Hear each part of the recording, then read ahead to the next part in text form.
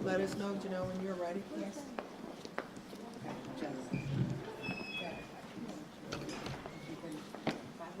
You been by my side. What did you say? Did you say something about the dogs? Georgia? I'm just trying to remember if I heard it right. Did I hear that right? Okay. You ready? Uh-huh. All Yeah. right, 1 second. Yes. Good luck. Thank you. Good afternoon. Happy New Year again for those of you who are joining us for the first time in 2025. Why are we here? We just finished a bargaining session with the Chicago Public Schools and got some very, I think, important information that we've been searching for since 2019. And so I have a team of people here who represent our bargaining team who are going to provide some, background and detail to how bargaining went today and the significance it has on how we are moving things forward as a union to come to some conclusions about this contract, because ultimately this contract will be settled. Our contracts are always settled. In 12, it was settled on the picket line. In 16, it was settled right before the picket line, and in 2019, it was settled on a picket line as well. In 2025, we intend to settle this. It is our hope that we can settle it at the negotiating table. As I have said repeatedly, we created an environment for yes. Our proposals mirror the Chicago Public Schools 5-year strategic plan. It mirrors the mayor's education transition plan. Again, we have created the conditions for yes. We have narrowed our points of bargaining. We are happy to compromise when it makes sense and have done so. And we need a settlement. I am going to call up our staff attorney, Latoya Kimbrell, and one of the leaders from our charter division, Caroline Rutherford, to kind of detail the discussion today around the school day, a better school day. We think we're close on a better school day after today's session in terms of what is possible, but the choices that are being made by Pedro right now are blocking the possibilities. Ladies?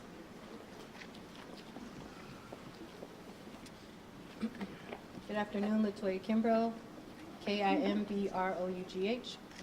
Good afternoon, Caroline Rutherford, Rutherford. I am the Vice Chair of the Charter Division here at CTU. I'm also an elementary art teacher at Acero Marquez. And we met with CPS today to discuss the elementary school day. And one of the things we shared with them was how through the collective bargaining agreement between CTU and Acero, we were able to increase the quality of the school day for our elementary students at Acero Charter Schools by increasing enrichment, collaboration with teachers, social emotional learning, planning time, and that it is possible. And we spent a long time talking through how we do it at those schools in order to get them to see that we can, in fact, have a better school day at CPS as well. Yes, so as Caroline said, as we were going through the schedules at the charter schools, we turned our attention over to the CPS schedule, and currently we can confidently say with the current number of instructional minutes and the time that CPS students spend within the CPS school day, we can give teachers additional prep time and enrichment time or planning time for their students. We can give them up to 20 additional minutes without taking any instructional time away from students or impacting the students' school day negatively. We believe that this will increase the experience that all CPS students receive. Yeah, and they saw that. They absolutely saw that it can be done. They just have to agree to it. They have to actually say, yes, we do want to make the school day better for our students and for our teachers. It's on them now. So as Caroline and Latoya just offered, something that we've been going back and forth about since, January of 2019 is within our sights. It is possible. There just has to be political will to do it. But beyond that possibility, we are also locked in a struggle right now to prioritize Black teachers in the Chicago public schools. And why? Well, we've had a precipitous decline. In the last decade plus, we've lost more than half of those Black teachers. One of the dilemmas that we face with teachers who teach at majority Black schools, which are primarily Black teachers, is that they are often rated lower in our evaluation system. Many of the teachers, both Black and white, who work at majority Black schools often experience a space that doesn't have the types of supports or resources that are necessary to provide a world-class education. So that means a lot of things. One of the things that it does mean, though, is that the district looks at a lot of mid-year transfers, and those mid-year transfers typically are for educators who leave the west side and the south side to go to north side schools. What does this mean? It means great instability for majority Black schools in the city. And it also means that teachers do not want a lower rating on their evaluation because they choose to teach in spaces where majority Black students are educated. There have been 2 independent studies, one at the University of Chicago and another one that was commissioned by the Illinois General Assembly that have, provided that the data that we continue to reference is data that they have researched and they see as well. So this is not just a contract proposal, it is actually a problem that we are trying to solve. Right now, the union has a mentorship program. Many of the educators who participate in this program for coaching and mentorship support are Black educators. It is also led by a Black educator. This was our attempt outside of the collective bargaining agreement to deal with the impacts a lot of our teachers in those spaces encounter because of the lack of support, the lack of resources in those spaces. Commissioner Tara Stamps is actually our teacher administrator for these programs, but she also has a more personal story, I would add, with respect to the evaluations that I would like for her to share as well. Commissioner Tara Stamps, middle school teacher. Middle school teacher. Good afternoon. I am Cook County Commissioner Tara Stamps, but more importantly, I am a veteran Chicago public school teacher that taught on the west side in Cabrini Green for 2 decades, more than 2 decades. And I found myself in a classroom, actually at my mother, as you all know, the late Marion Stamps behest, that knew that it was important for Black children to see Black educators standing in front of them. Not just for the pigment of our skin, but for our connection, so that they can have something to aim for, so that they saw people in front of them that they also see at the grocery store and the laundromat that poured into them. And so for 20 years of my life, 20 plus years of my life, I was that teacher. And I had amazing results as a classroom teacher, as a middle school classroom teacher, both on the west side and in Cabrini Green.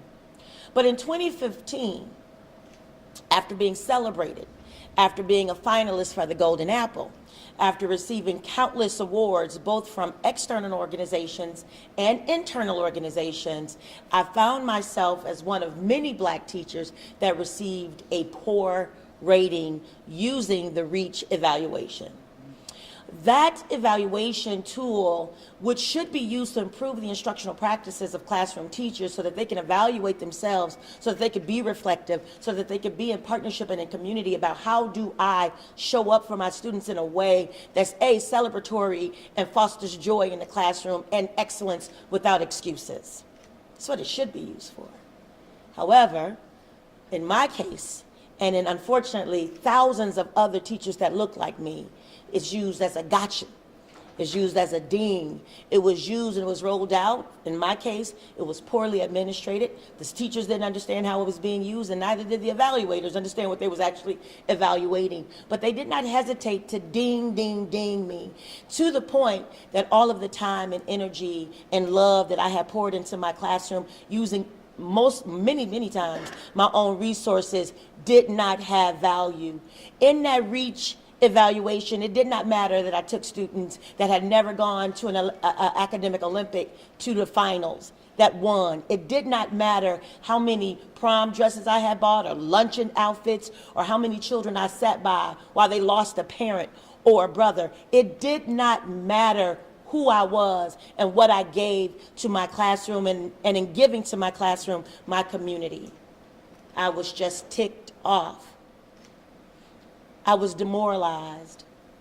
I felt hopeless. I felt hurt. I felt betrayed, even, by a school system that said they valued my participation. They valued the sacrifice that I had made in my life to become a classroom teacher. And some of the most disrupted classrooms, communities in this country, disinvested communities in this country. But I chose, like many teachers, to stand in the gap for our children. Now, I was able to right that wrong with the help and support of my union siblings that, in the wake of all of that, figured out how can we best support our teachers so that they are not crushed under the wheels of this evaluation, and their dreams to be an aspiring, influential, hopeful teacher standing in front of these eyes wide open would not be lost. And so we created a way to fight back, to advocate for ourselves, which did not exist before then. And so I went through this very exhaustive process of reclaiming myself to be the teacher that I knew I was, which was distinguished. And so before I left that school, I knew that I was going to leave as a distinguished teacher, and I did, and I've remained that. But for too many of our educators, they are still being crushed under this evaluation system. And as our president already pointed out, we've already recognized by independent surveys and observations, inquiry, data gathering, that it is not equitable, that black teachers by and far are penalized using it, that has increased the turnover for black teachers, that has increased the absence of black teachers, that has increased the unemployment of black teachers who, like me, chose to become educators and chose to be in communities that look like the one that I grew up in Cabrini Green, and the one that I live in right now in Austin. They made a deliberate decision to do that because they knew that they could make a difference. The problem with the reach is that we are not allowed to be the difference makers that we know we've been called to be in this space. And so now, in a full circle moment in my life, I get to be the administrator in charge of new teacher development in this building, where now we have over 1,000 mostly black educators who have received countless hours of mentoring and coaching. They have learned how to not be a teacher of excellence, but they have learned to use the tools that are available to them through their coaching, through the veteran teachers that are available to them, through the mentor teachers that are available to them, to be able to advocate for themselves in their profession so that they are not crushed by this reach evaluation, which is wholly unfair because many times it's just meted out and used improperly. Now, the state recognizes that, universities recognize that, we need CPS to recognize that, because in their desire, their willfulness to not recognize that, to not practice the art of the pivot, once you get additional information, what they're saying is that they're okay with scores and scores of black teachers not only leaving the profession, but then leaving this city. They're saying they're okay with scores and scores of young children, not just black, but Latine and white and all of our immigrant babies not having that interaction with that teacher, that black woman, that black man who understands not if they're smart, but how they're smart, and teaches to their intelligence. They're missing out on that. And they're saying they're okay with our babies not having what they deserve in this space by not pivoting in this moment to say we recognize that the way that this tool has been used is inappropriate, and we are prepared to change that. So my demand, our collective demand, is to be responsive to the data. If we say we are data-driven, then use the data to drive a decision. Yes? Yes. And a decision that practices equity, a decision that grounds the child and the educator in joyous learning and reflective practices so that we can become, or the teachers can become, the educators they've been called to be, and the babies see that. And they win as a result of our win. Listen, you know, for a very long time, our concerns about the teacher evaluation system and how it was impacting teachers who make choices to teach in majority black schools, the only thing that we had was to figure out how to offer the support and the resources to make their experiences better. That's the program that Commissioner Stamps administrates here. This is not an issue that we have taken lightly. This is one that we have engaged on a granular level because it's important. It is important for every student to see a black teacher. My first black teacher, who was it? First, second, third. Mr. Jordan in the 7th grade. All right, I was 12 before I saw one. And the benefit of Mr. Jordan is me being the president of the Chicago Teachers Union. He dared me to be resilient. He dared me to be great. He dared me to be the fullest manifestation of Stacey Davis. That's what he did. And that is a benefit to any student in the public school system. And it is our aim to make sure that we are doing things that are data-driven. The research tells us that every single student, regardless of race, benefits from having a black teacher in their space.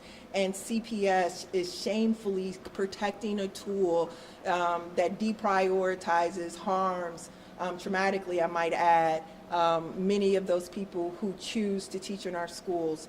But beyond that, we are going to come to a conclusion on this contract come hell and high water. That is going to happen. And it is going to happen because we're not asking for anything that is ridiculous. In fact, one of the things that I find most offensive is this idea that TIF cannot settle this contract. TIF settled our contract in 2012 while we were on strike. TIF settled our contract in 2016, hours before we went on strike.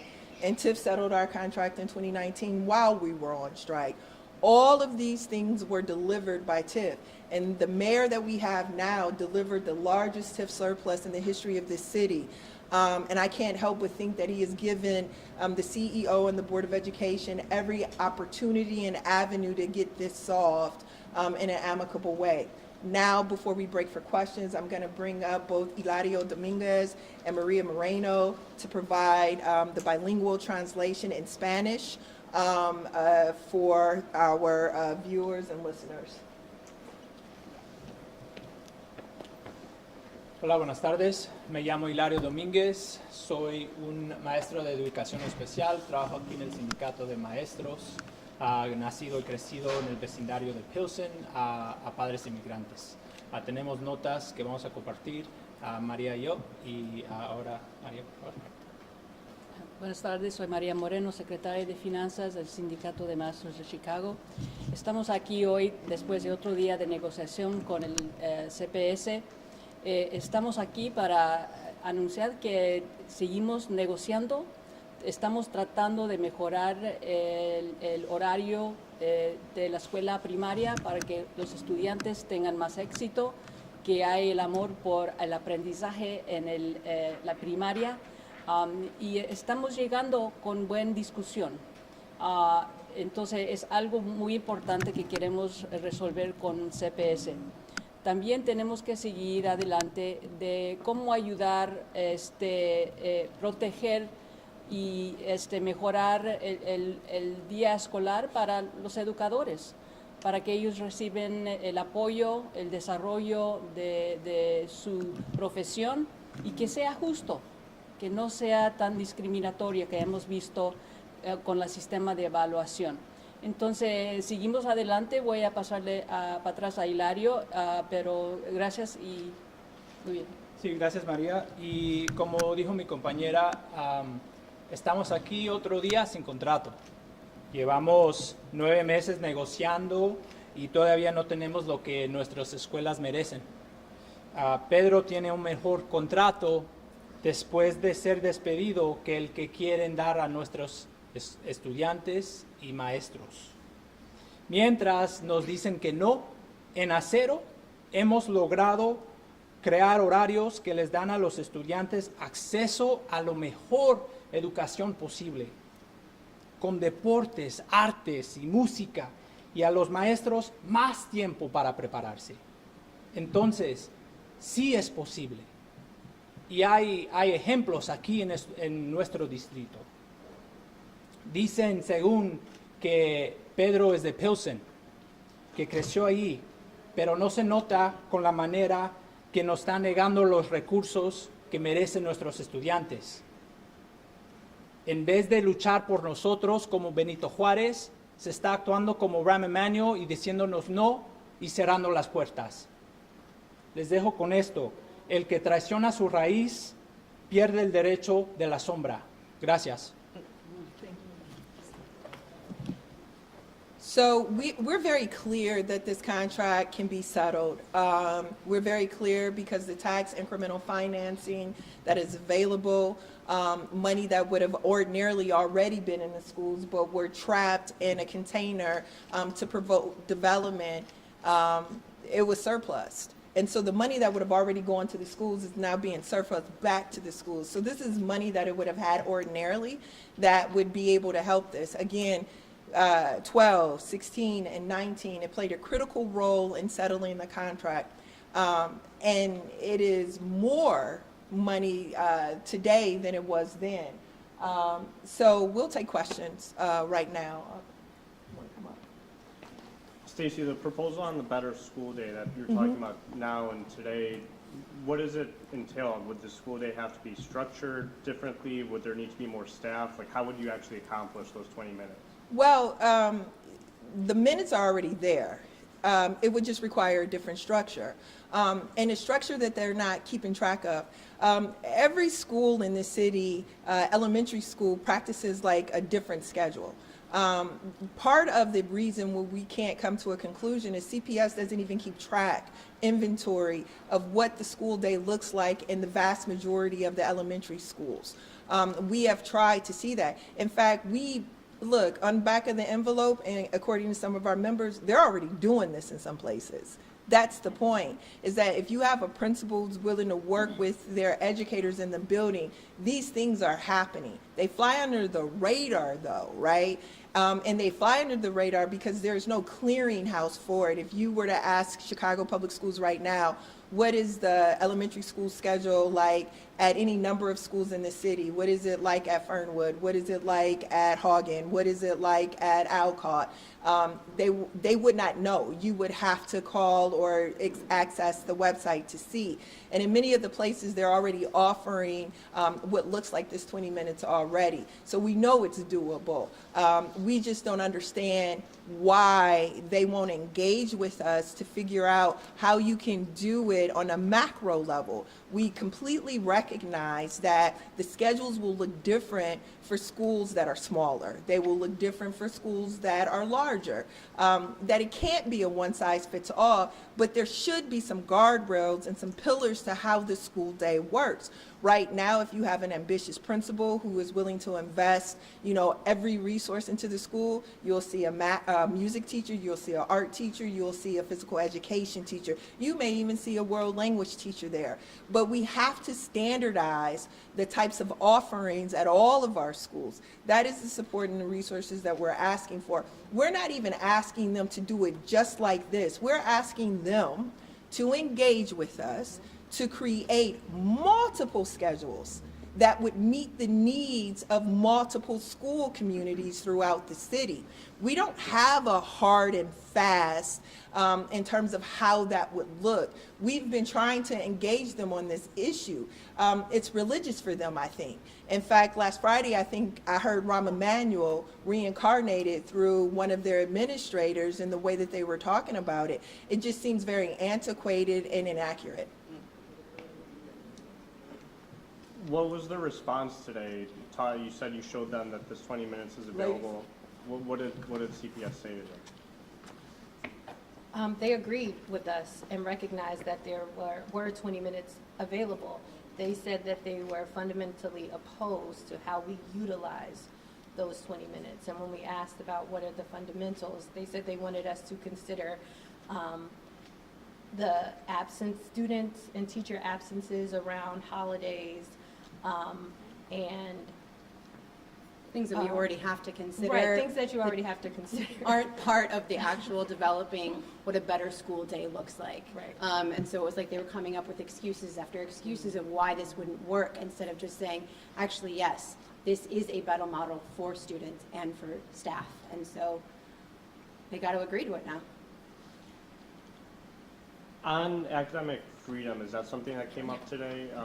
And would you say those are the three sort of non-economic issues that are at hand right now: reach, academic freedom, and a better school day? I think academic freedom has definitely gone up the list as a priority for our members since the imminent inauguration of Donald Trump Part 2 on the 20th.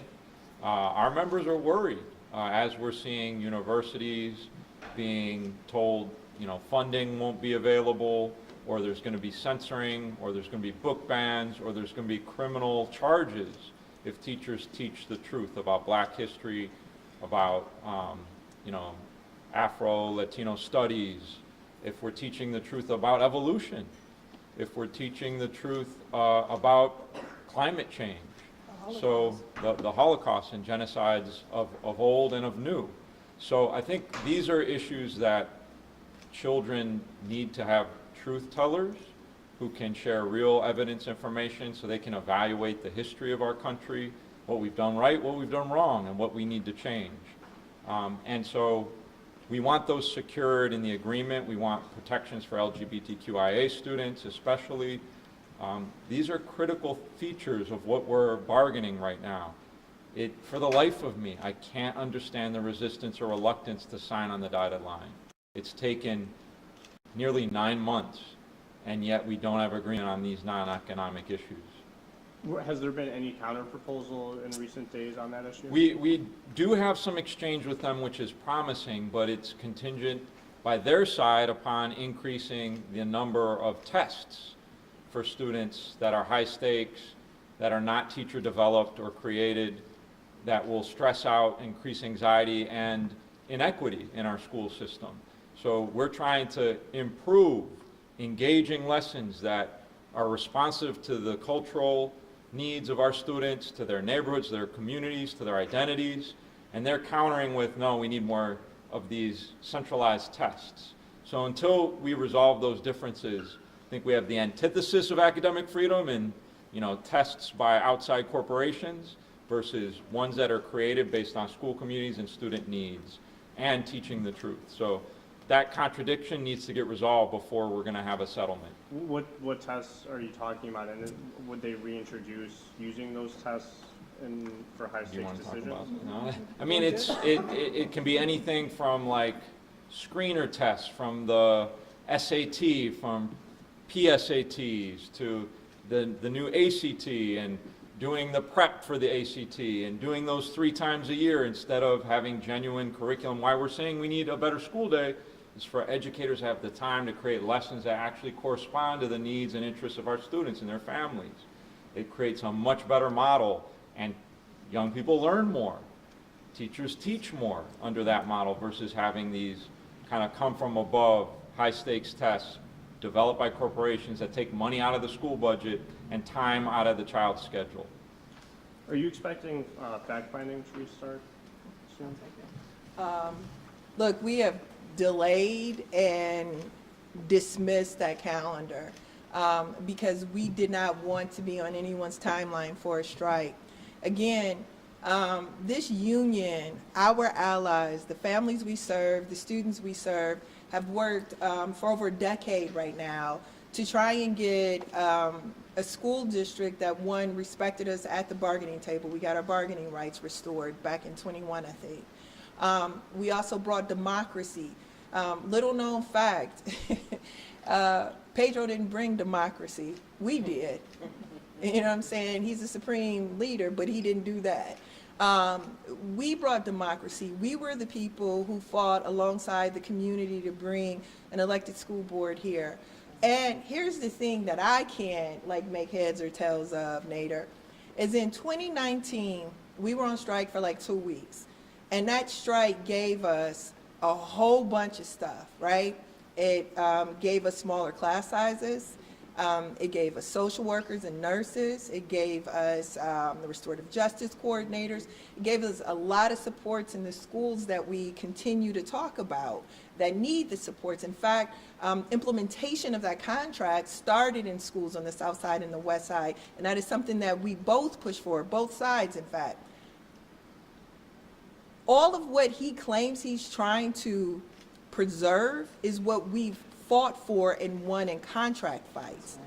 All of what he touts as the success of the district, you can trace back to that collective bargaining agreement. That, coupled with the money from the federal government through the ESSER funds, is what has given the district the leg up that it has now. Trust me when I tell you that the paraprofessionals, that the teachers, that the clinicians who are in the school communities with your children every single day, they know what they need because they are the practitioners.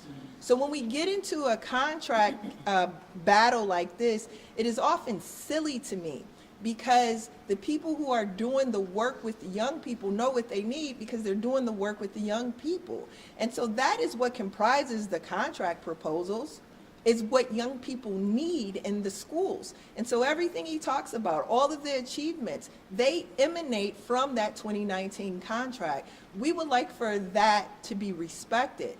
I think it is, I think it's mean. I think it's mean. I think it's very mean to dismiss the work of our members, to dismiss the professional acuity of our members. I think it is very mean to do that, but this country does that to women. This society does that to women, right? You have a union of 30,000 people, and 80% of them are women who do the work. Why can't the man, the supreme leader, hear them when they say what they need in their school buildings, their school communities? These are the same things that he continues to tout in every press release and every press conference. That's their work.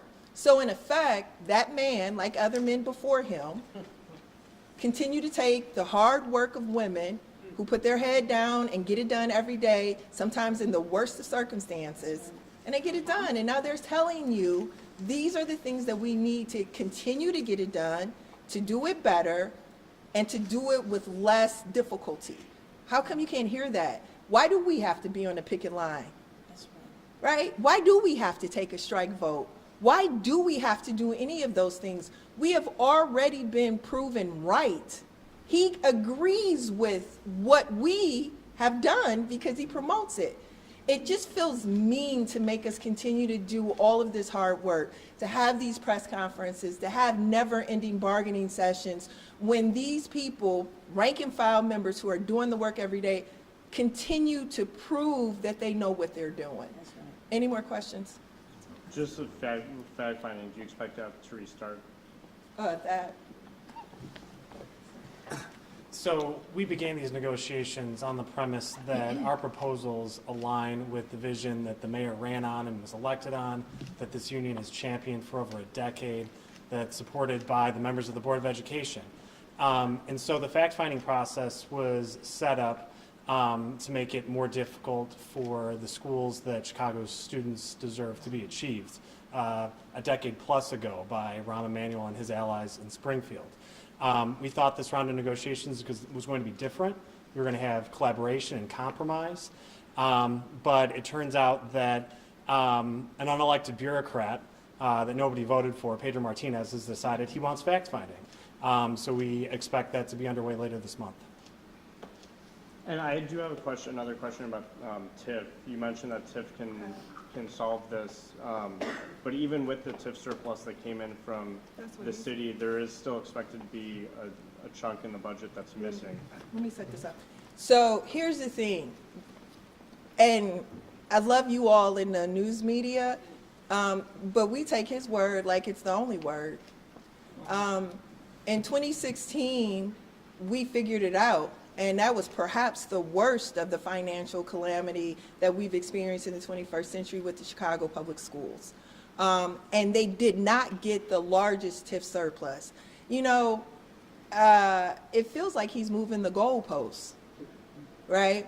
It feels like TIF that worked in 12 and 16 and 19 no longer works because it still works. See, that's what I can't understand. Why would you promote confrontation when you already have compromise? Pavlin?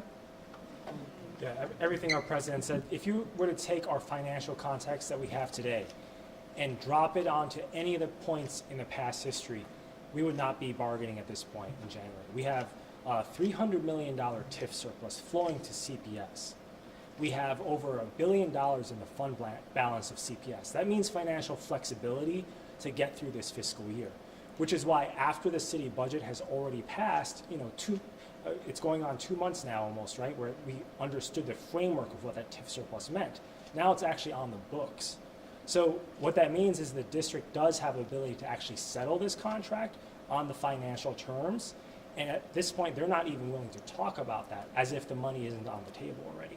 So that's where the dissonance is. And you're saying because we only know what we've seen publicly, you're saying this contract can be settled, the MEABF pension payment can come on CPS's books only through You the all TIF making a surplus? union responsible for a payment that the city and CPS, see, this is the part that I want to make clear. This is not the 5th floor of Chicago City Hall.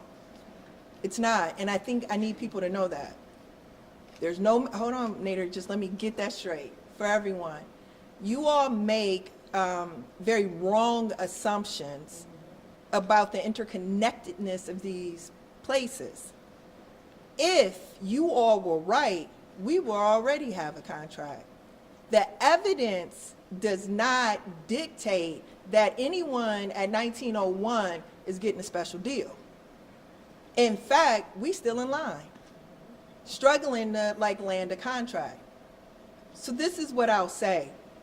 They have figured out that MEABF payment years before 2024 and 2025. They figured that out. Those two men can continue to figure that out. We are figuring out how to land a contract that already will reshape the way public education is meted out in the city of Chicago. Number 2, TIF was good for Rom, it was good for Lori. How come it ain't good for Brandon? That's the first one. Number 2, where does this CEO get off being an independent arbiter in a democracy? And how come ain't nobody checking his math? Thank you all. Take care. Well, Stacey, I asked you because we're here with you, and you said that the TIF surplus can fill CPS's budget. Fair for this enough. year. Yes. So that's why we're asking you. Can you explain, with all of these expenses, Where why is you think it can Go fill that ahead. hole? Yeah, so the TIF surplus, the additional amount is roughly somewhere in the range of $140 million above and beyond what they budgeted for. So first of all, you have a situation where the board can actually now, if it weren't for Pedro standing in the way, actually implement a budget that meets our contract demands for this short-term period and has the ability with that fund balance that I mentioned for financial flexibility to figure out a bridge. Because the reality is districts across the nation are dealing with the ESSER funding being pulled out from underneath them, right? And we're looking at other states, in fact, looking ahead into what the impact of this incoming Trump regime could mean for federal funding. And they're looking at how to create stopgaps for funding above and beyond just filling in those pandemic dollars. So to do that and advocate for that, we need a contract that advances the resources in our schools so we can advocate for those resources and revenue. So there's structural fix that still needs to happen, but we have the bridge financing available to do it. The person standing in the way is Pedro.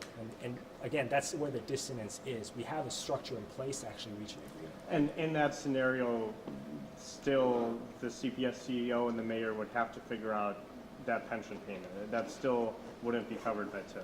That's what Rom did. That's what Lori did. That's what the Second Daily did. I don't know why it would be different now. I really and truly do not understand much of anything right now and how people are using perspective in this moment. It is ahistorical and it is double standardized.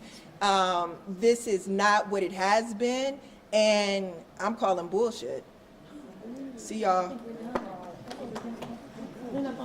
you drop the mic?